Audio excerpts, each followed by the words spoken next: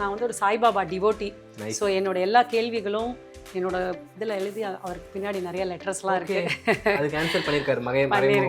மறைமுகமாக ஆன்சர்ஸும் வந்திருக்கு. சென்டரில் சூப்பராக இருக்கேன். அது வந்து வெறும் லைட்டு தான். மேம் என் ஹஸ்பண்ட்க்கு வந்து இந்த லைட் பீரியட் பார்த்தீங்கன்னா இது வந்து எல்லாமே அவருக்கு பளிச்சுன்னு லைட்டாக இருக்கணும்.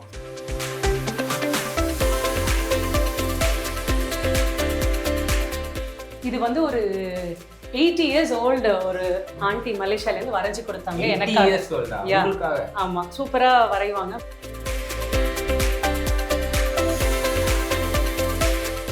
ரொம்ப பிடிச்சி ரொம்ப ஆசைப்பட்டு இங்கே வந்திருக்கோம். நாங்கள் வந்து பார்க்குறப்போ எங்கே ஃபாரினில் இருக்கோமா அந்த மாதிரி ஒரு ஆம்பியன்ஸ் வெளி தோற்றங்கள், சென்னைக்குள்ளே இந்த மாதிரி ஒரு இடமா அப்படின்ற மாதிரி இருந்துச்சு. மாமியார் நான் இல்லைன்னா அந்த அந்த காலத்துல அந்த பாட்டி சமைச்சா பேருந்துகளுக்கு பிடிக்கும்னு சொல்லுவாங்க தெரியுமா, அந்த மாதிரி அவங்க செய்யற அந்த என்னைக்காவது ஒரு நாள் திடீர்னு ஒரு தக்காளி தொக்கு செய்வாங்க. அன்னைக்கு வந்து அதுதான் பெஸ்ட் ஆயிடும். ஓகேவா, இவ்வளவு நாள் நம்ம செஞ்சதா மறந்து போயிடும். இங்க சமையல்ல இருந்து மட்டும் இல்ல, கிளீனிங், பெருக்கிறது, பாத்திரம் தைக்கிறதுல இருந்து எல்லாரும் பண்ணுவோம். யாரையும் தெரியாம உள்ள வந்து எந்த பேக்ரவுண்டும் இல்லாம எப்படி நம்ம இவ்வளவு தூரம் வந்திருக்கோம்னு யோசிச்சா எனக்கு அதுக்கு பதிலாம் கிடையாது. ஆனா இதெல்லாம் நடந்திருக்கு. அந்த இறைவனுக்கு நன்றி. அப்புறம் சொல்றவங்க ஏதாவது சொல்லுவாங்க சில பேர், இதெல்லாம் உனக்கு தேவையா, நீ ஏன் ஒரு யோகா இன்ஸ்ட்ரக்டர் இதை பண்ணிட்டு போயிடலாம அது பண்ணி, இதெல்லாம் உனக்கு தேவையான்னு கேட்குறவங்க இன்னமும் கேட்டுட்டு தான் இருப்பாங்க. நம்ம அதெல்லாம் காதில் வாங்கி கேட்குறேன். நமக்கு சந்தோஷம் என்ன இருக்கோ அதை செஞ்சுட்டு போயிட்டே இருக்கலாம். 2026 கிட்டத்தட்ட 10 years ஆயிடுச்சு மேம். ஆமாம். எப்படி இருக்கு மேம் இந்த இண்டஸ்ட்ரி? நீங்க சர்வே ஆயிட்டு இருக்கீங்க, எப்படி பாக்குறீங்க இதை? அதெல்லாம் நினைச்சு கூட பார்க்கல, கடவுளை கூட நினைச்சு பார்க்கல.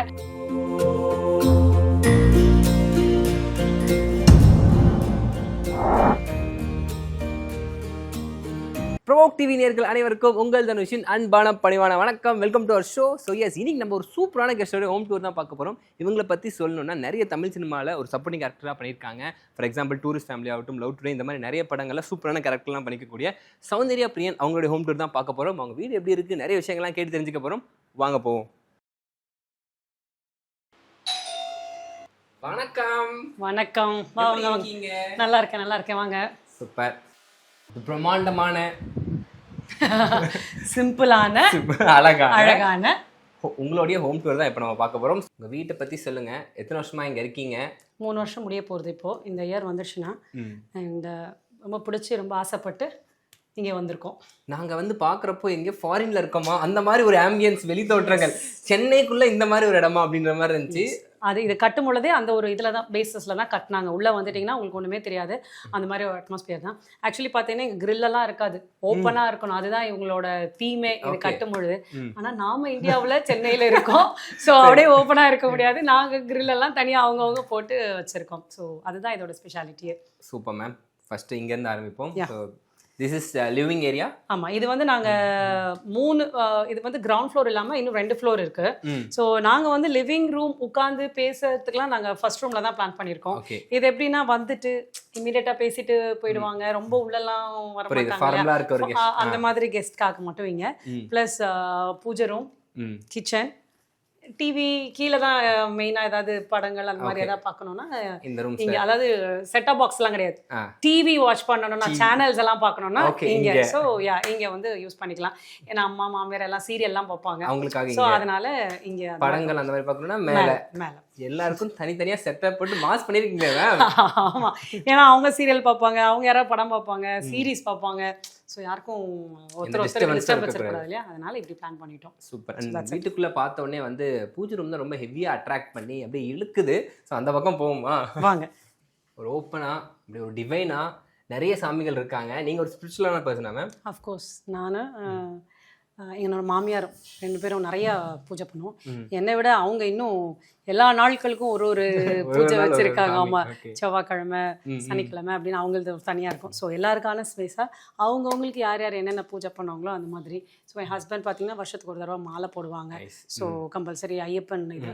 ஸோ டெய்லி பிள்ளையார் பூஜை அதெல்லாம் இங்கே நடக்கும்.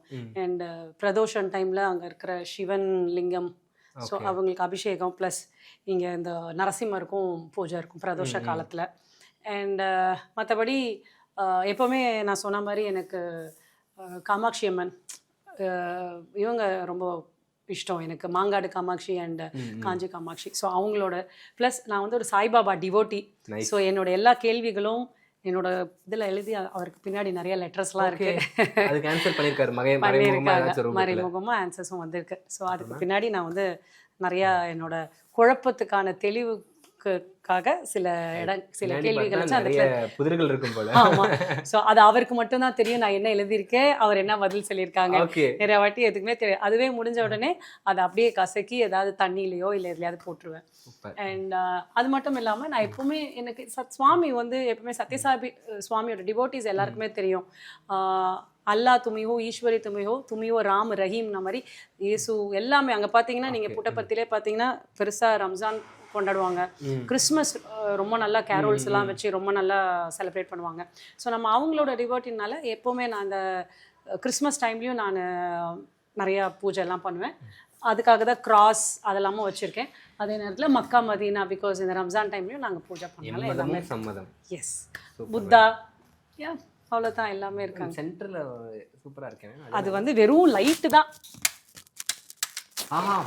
என் ஹஸ்பண்ட்க்கு வந்து இந்த லைட் பீரியட் பார்த்தீங்கன்னா அது இது வந்து எல்லாமே அவருக்கு பளிச்சுன்னு லைட்டாக இருக்கணும். ஸோ இது எப்படின்னா மாற்ற மாற்ற அந்தந்த கலர்ஸ் அந்த காம்பினேஷன்ஸ் மாறிட்டே இருக்கும். ஸோ இந்த மாதிரி அவங்களுக்கு பூஜை டைம்லலாம் இதெல்லாம் ஒரு டிவைனாக அப்படியே அதை சுற்றுறப்போ அதை பார்க்கறது மெடிடேஷன் மாதிரி அவருக்கு ஒரு ஃபீல். ஸோ அதனால அவங்க எப்போவுமே இதெல்லாம் வச்சுருப்பாங்க. இந்த ஏரியாவில் நீங்கள் ரொம்ப இருக்கக்கூடிய ஒரு பிளேஸ் எங்கன்னா அந்த இடம் தான். ஏன்னா நாங்கள் வந்து டைனிங் டேபிள் வந்து வயசானவங்களுக்கு சாப்பிட்றதுக்காக மட்டும் எங்கள் அம்மா இல்லை மாமியாரால் கீழே உட்கார முடியாதுன்னு நாங்கள் எப்பவுமே தரையில் தான் உட்காந்து சாப்பிடுவோம். ஸோ ஜாஸ்தி ஸ்பெண்ட் பண்ணி பேசுகிற நேரம்னு பார்த்தீங்கன்னா அந்த இடம் தான். நாங்கள் 4 பேரும் அங்கே தான் உட்காருவோம்.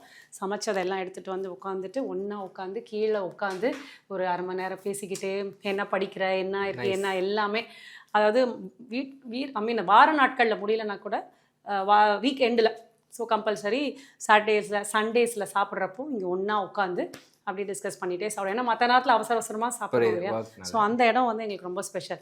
சம்டைம்ஸ் இங்கே இல்லைன்னா அது கிச்சன்லேயே எடுத்து எல்லாம் கீழே உட்கார வச்சுக்கிட்டு எல்லாரும் கீழே உட்காந்து சாப்பிடுவோம். ஸோ இந்த 2 இடம் வந்து நாங்கள் எப்போவுமே to give our personal timing, அங்கே 4 பேருக்குள்ளே ஏதாவது பேசிக்கணும் இல்லை இது பண்ணணுன்ற மாதிரி இருந்தால் generally sit and talk here. So this is a good space. இங்க டிவி இல்ல டிஸ்டர்பன்ஸ்க்கு. Yes, actually சாப்பிடும்போது டிவி பார்க்க கூடாதுன்றது என்னோட ரூல். நீங்க சொல்லியிருக்கேன்.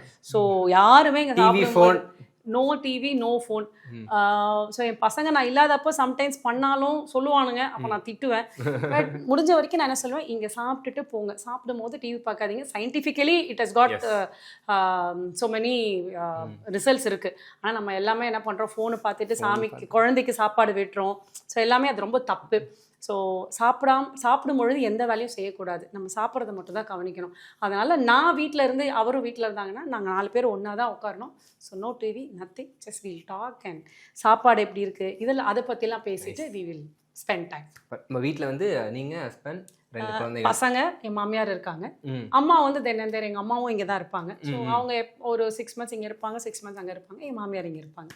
Super nice. அடுத்து கிச்சன் மேம், கிச்சன் யார் ஏரியா எல்லாரும் சமைப்பீங்க? கிச்சன் வந்து இட்ஸ் காமன் ஏரியா, காமன் எல்லாரும் யார் வேணா வந்து சமைக்கலாம். எஸ், எனக்கு என்னன்னா பிரச்சனைனா இங்க நான் மட்டும் தான் சமையல்லாம் கிடையாது. சூப்பர். கிச்சன்ல என் பெரிய பையன் சமைப்பான் சூப்பரா.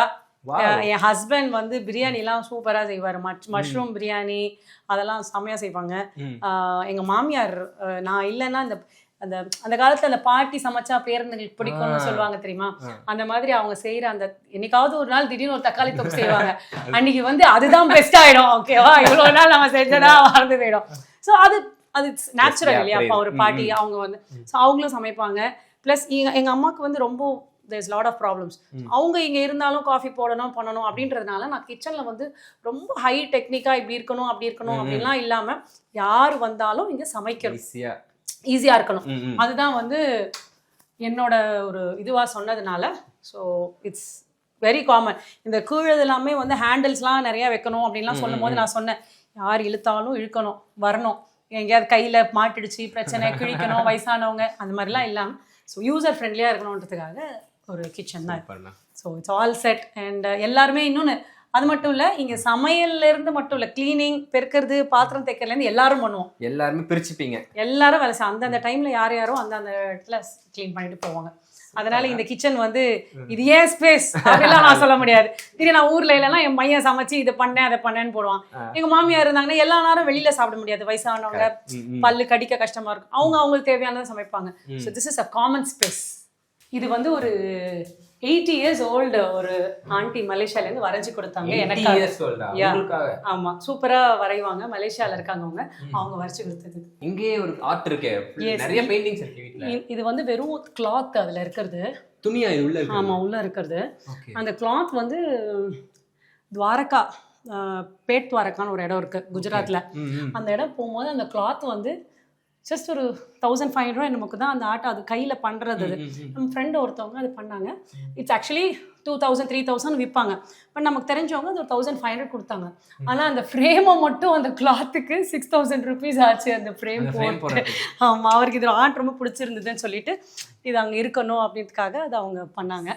வீடை வந்து வேணால் பெருக்கி தொடச்சி க்ளீன் பண்ணுவேன், அவ்வளோதான். மற்றபடி இங்கே இருக்கிற பொருள்லேருந்து லைட்லேருந்து எல்லாமே இது இங்கே இருக்கணும்னு செட் பண்ணது எல்லாமே அவர் தான், என் ஹஸ்பண்ட் தான். சூப்பர். வாட்ச் பக்காவா இருக்கு. கீழே ஒரு வாட்ச் சூப்பரா இருந்துச்சு. அதான் சொல்லுனேன், அவங்களுக்கு ரொம்ப பிடிக்கும் இந்த மாதிரி ஒரு இடமும் யூனிக்கா இருக்கணும் அப்படின்னு நினைப்பாங்க. ஸோ அந்த மாதிரி தான்.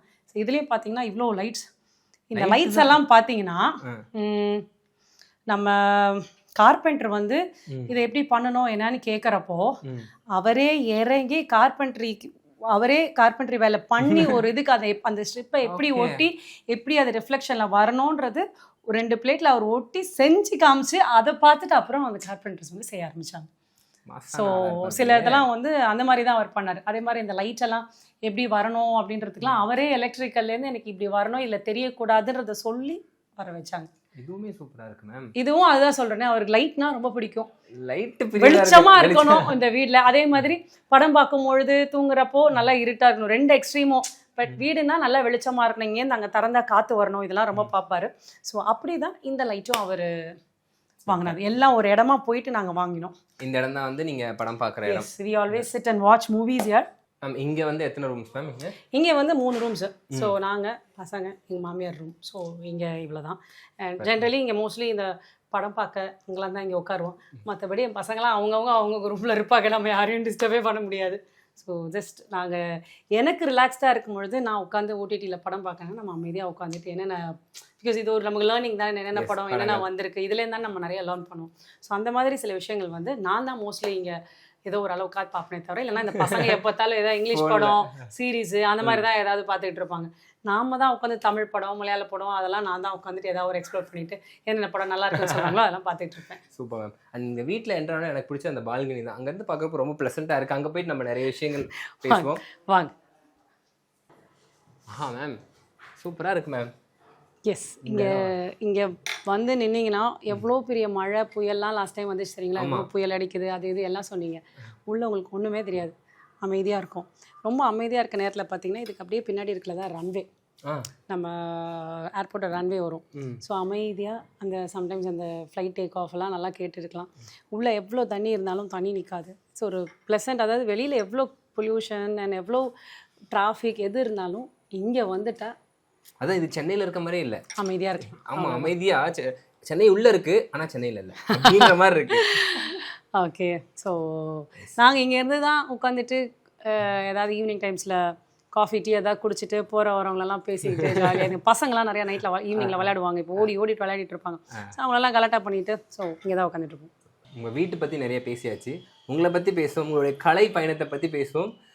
2017 மேயாத மாந்திரம் மேம் ஃபர்ஸ்ட் உங்களோட என்ட்ரி அங்கே நடக்குது. 2026 கிட்டத்தட்ட 10 years ஆயிடுச்சு மேம். ஆமாம். எப்படி இருக்கு மேம் இந்த இண்டஸ்ட்ரி, நீங்கள் சர்வே ஆகிட்டு இருக்கீங்க, எப்படி பார்க்குறீங்க இதை? அதெல்லாம் நினச்சி கூட பார்க்கல, கடவுளை கூட நினச்சி பார்க்கல. ஏதோ ஒரு சின்ன ரோல் அந்த மேயாத மானில் வந்துட்டு போனதுக்கப்புறம் கூட இதை வச்சு நான் அவர் இங்கே வந்துடலான்னு, ஏன்னா சும்மா அவ்வளோண்டு கேமியோ ரோல் மாதிரி வந்துட்டு இதை நம்பி நீ போகலான்றியே, இதெல்லாம் உனக்கு எப்படி நடக்கும்? அதுவும் ஹவுஸ் ஒய்ஃபாக இருந்துட்டு இந்த மாதிரி வரும்பொழுது it's a big thing. And யாரையும் நமக்கு தெரியாது, அதெல்லாம் கனவுல கூட நினச்சி பார்க்கல. இப்போ நான் கண்ணு மூடி யோசிச்சேன்னா 2017 எதுவுமே இல்லாமல் தெரியாமல் உள்ளே வந்து, ஆனால் இப்போது இந்த வேட்டையன் மாதிரி படங்களில் பெரிய 2 ஜாம்பவான்களோட நடுவில் உட்கார்ந்து பேசி நடித்து நமக்கு ஒரு டயலாக் இருந்து அதெல்லாம் பற்றி யோசிக்கும் போது யாருன்னே நமக்கு யாரையும் தெரியாமல் உள்ள வந்து பேக்ரவுண்டும் எந்த பேக்ரவுண்டும் இல்லாமல் எப்படி நம்ம இவ்வளோ தூரம் வந்திருக்கோம்னு யோசிச்சா எனக்கு அதுக்கு பதிலாம் கிடையாது. ஆனால் இதெல்லாம் நடந்திருக்கு, அந்த இறைவனுக்கு நன்றி. ரொம்ப யோசிக்கும் போது கொஞ்சம் எஃபோர்ட் போடணும் இல்லையா? ஸோ என்ன எஃபோர்ட் போடணுமோ அதை நான் கரெக்டாக போட்டிருக்கேன்னு நினைக்கிறேன். ஸோ இந்த 9 வருஷம் எல்லா கஷ்டங்கள் பட்டு இப்போ ஒரு ஸ்டெப் கொஞ்சம் மேலே வந்திருக்கேன். பார்ப்போம். நீங்கள் சொல்கிறப்பே எனக்கு ஒரு மாதிரி கூஸ் பம்ப்ஸ் ஆகுது மேம். எந்த ஒரு பேக்ராப்பும் இல்லாமல் 10 வருஷம் இந்த இண்டஸ்ட்ரியில் இருக்கிறது சாதாரண விஷயமே கிடையாது. அதுவும் நிறைய பெண்ணா இருக்கிறது இன்னும் சாதாரண, இன்னும் அது கஷ்டமான விஷயம். இன்னொன்று வந்து நம்ம ஒரு ஹவுஸ் ஒய்ஃபா இருந்து ஒரு குடும்பத்தை சார்ந்து இருந்து நம்ம வெளியில வரும்போது ஒரு சில விஷயங்கள் வந்து நம்மளால தைரியமா முடிவெடுக்க முடியுமா, அப்படி எடுத்தா அதனால நம்ம குடும்பத்துக்கு ஏதாவது பாதிப்பு இருக்குமான்ற யோசிச்சு தான் நம்மளால பண்ண முடியும். நான் வந்து நான் தான் எல்லாம் அப்படின்லாம் உள்ள சில விஷயங்கள்லாம் டிசிஷன் எடுக்க முடியாது. Because there are family behind me who is like waiting for my decisions. ஒன்றும் அவங்க நல்லா பார்த்து தான் பண்ணுவான்னு ஒரு நம்பிக்கையில் தைரியமாக நான் எங்கே போனாலும் எதுவுமே கேட்க மாட்டாங்க. என்ன படம் எடுத்தாலும் நான் தனியாக போய் பார்த்து நைட் ஷூட்ஸாக இருந்தாலும் நம்ம போய் பண்ணுறோம் போது நம்மள்ட்ட ஒரு நம்பிக்கையாக இருக்கும் பொழுது நம்மளும் எந்த விதத்துலையும் அந்த நம்பிக்கையை கெடுக்கிற மாதிரி இருக்கக்கூடாது அப்படின்ற பொழுதும் அதே நேரத்தில் நம்ம யார்கிட்டையும் போய் அவ்வளோ சீக்கிரமாக வாய்ப்பெல்லாம் வெறுமெல்லாம் கேட்க முடியாது. ஸோ நம்ம பொட்டென்ஷியல் இருக்கணும், ப்ளஸ் ஓரளவுக்கு நம்ம அந்த டைம் செட் ஆகணும். ஸோ இதெல்லாம் தாண்டி உள்ளே வரணுன்ற பொழுது என்ன நேரங்கள்னால நம்மள மேலே கீழே இருக்கும் அப்படின்னாலும் நம்மளோட உழைப்பு வந்து என்றைக்குமே இருக்கணும். அதை வந்து நான் நம்புகிறேன். ஸோ இந்த 9 இயர்ஸ் ஆயிடுச்சுன்றதுனால என்ன மாறிடுச்சு அப்படின்னா, மேபி நிறைய அந்த ஓப்பன் ஆடிஷன்ஸ்லாம் போகிறதில்ல. ஆனால் இன்றைக்கும் நிறைய ஆடிஷன்ஸ் வராங்க, அந்த ஆடிஷன்ஸ்க்கு போகிறோம். ஸோ அதெல்லாம் நான் ஆடிஷன் பண்ணி தான் ஒரு கேரக்டரும் எடுக்கிறேன். அப்படியே ஓப்பனாக வாங்க அப்படின்லாம் யாரும் தூக்கிலாம் கொடுக்க மாட்டாங்க. இன்னும் கடக்கணும் இன்னும் சில பாதைகள். எப்படி மேம் ஆக்டிங்குள்ள ஹவுஸ் ஒய்ஃபாக இருந்துட்டு ஒரு ஆர்த்தடாக்ஸ் ஃபேமிலிலேருந்து வரப்போ அந்த இன்ட்ரெஸ்ட் எங்கேருந்து வந்துச்சு உங்களுக்கு? தியேட்டர் ஆர்டிஸ்ட் தான் நான். ஸோ ஸ்கூல் காலேஜ் டேஸ்லேருந்தே தியேட்டர் ஆர்டிஸ்ட். ஸோ தியேட்டர்ஸ் நிறையா பண்ணதுனால எங்கள் அப்பா ரொம்ப நிறையா அது மாதிரி முன்னாடிலாம் லைட் மியூசிக்ஸ் அப்புறம் மிமிக்ரிலாம் தான் நிறையா பண்ணுவாங்க. ஸோ அந்த மாதிரி இதில் எங்கள் அப்பா வந்து நிறையா அந்த மிமிக்ரிலாம் நிறையா பண்ணுவாங்க. எப்பவுமே ஒரு லைவ்லியாக இருக்கும் எங்கள் அப்பா எங்கே இருந்தாலும் அந்த கல்யாணம் இதெல்லாம். ஸோ மேபி அவங்களுக்குலாம் கூட இருந்திருக்கு அந்த இன்ட்ரெஸ்ட்டு, யாரும் அதை எடுக்கலை. மேபி நான் வந்து ட்ராமா ஆர்டிஸ்டாக இருந்து எல்லாம் பண்ணதுக்கு அப்புறமா எனக்கு இது ரொம்ப பிடிச்சிது. தென் அதுக்கப்புறம் கல்யாணத்துக்கு அப்புறம் அவங்க பின்னாடியே போயிட்டோம். 2016 ஆக்சுவலி நான் ஆடிஷன் அட்டன் பண்ணது. ஸோ படம் ரிலீஸ் ஆச்சு. பண்ணலாமே அப்படின்னு நினச்சி பண்ணேன். Of course it work for me. ஸ்டார்டிங்கில் அந்த மாதிரி ஒரு டெசிஷன் எடுக்கிறப்போ வீட்டில் ஏதாச்சும் ஒரு அப்போஸ் இருந்திருக்கும், உங்களுக்கு சப்போர்ட் பண்ணப்போ ரொம்ப சப்போர்ட் இருந்திருக்கும், அதனால் வந்திருப்பீங்க. இல்லை ஒரு அப்போஸ் இருந்திருக்கும், எனக்கு பிடிச்சிருக்குன்னு வந்திருப்பீங்க. எந்த சிச்சுவேஷனில் இந்த டெசிஷன் எடுத்தீங்க, எப்படி தோணுச்சு? அப்போஸ்னு நிறைய இல்லை.